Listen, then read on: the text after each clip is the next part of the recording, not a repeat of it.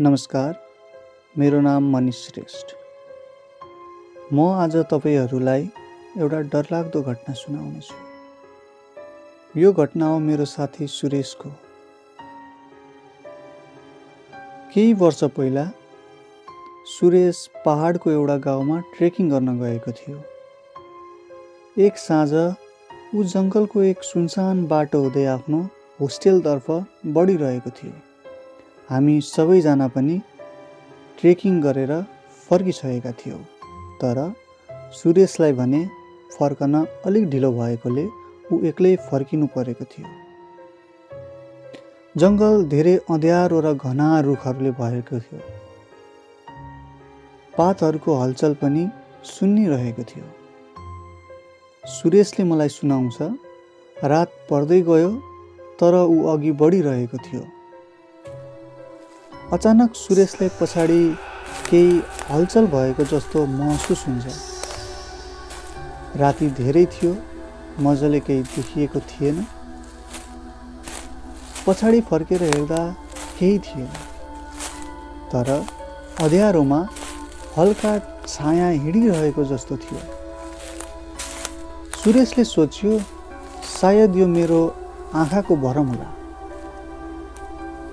म झुकिए कि भनेर उसले सोच्न थाल्छ, तर त्यो छाया उसलाई पछ्याइरहेको थियो।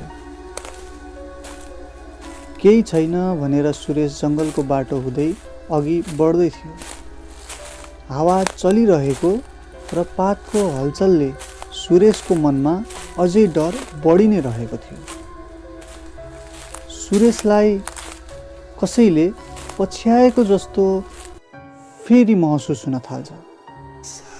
सुरेशले फर्केर हेर्छ, तर त्यहाँ कोही पनि देखिँदैन। तर फेरि उसले फर्केर हेर्दा एउटा छाया नजिक आइरहेको जस्तो देखिन्छ। उसले हतार हतार आफ्नो मोबाइलको फ्ल्यास लाइट खोल्छ र अदृश्य खुट्टाको चिन्हहरू बाटोमा देख्छ। त्यो खुट्टाको चिन्हहरूले उसलाई पछ्याइरहेको हो कि जस्तो उसलाई लाग्छ।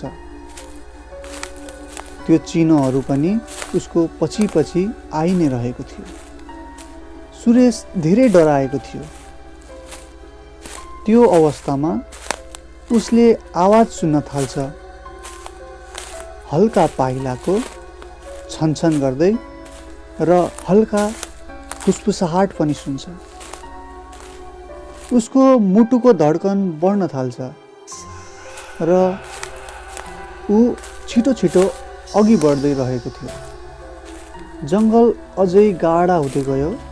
साँझ पनि धेरै परिसकेको थियो। त्यसैबीच उसले एक झिलिमिली बत्तीको प्रकाशमा एक अँध्यारो अनुहार उसको अगाडि देख्छ।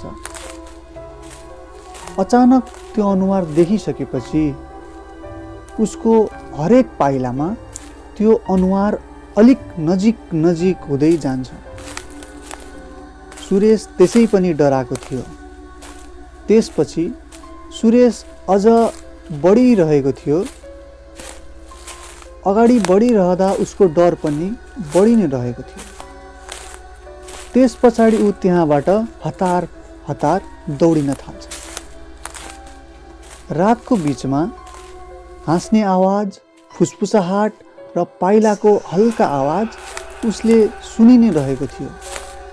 डर लागे तापनि जंगल छिटै कटिन्छ भनेर ऊ हतार हतार दौडिरहँदा अचानक उसको फ्ल्यासलाइट बन्द हुन्छ। त्यही क्षण अँध्यारो अनुहार सुरेशको आँखा अगाडि नजिकिन्छ। उसले दौडिन थाल्छ। ऊ दौडी नै रहेको थियो। जंगलमा कुनै बाटो छैन जस्तो उसलाई लाग्न थाल्छ। डरले गर्दा सुरेश कामिरहेको थियो र उसको मुटु तेज धड्कन थाल्यो। अचानक उसले टाढाबाट सुरेश कहाँ छौ भन्दै कराइरहेको आवाज सुन्न थाल्छ। उसको समूहले सुरेश जंगलमा हराएछ भनेर खोजी गरिरहेका थिए। ऊ दौडेर रुखहरू बीचबाट आएको उज्यालो र आवाजतर्फ बढ्छ। सुरेशलाई मर्छु जस्तो पनि लागेको थियो। उसलाई भूतको एहसास भइसकेको थियो। सुरेशले आफ्नो समूहलाई भेट्छ। जङ्गलबाट बाहिर निस्किन्छन् सबैजना। तर सुरेशले फेरि पछाडि फर्केर हेर्छ। अँध्यारो जङ्गल अझै शान्त थियो। सुरेशलाई त्यो छाया सायद अझै त्यही जङ्गलमा छ जस्तो महसुस हुन्छ। धन्न उसको समूह भेटियो र सुरेश आज जिउँदो जङ्गलबाट बाहिर निस्कियो।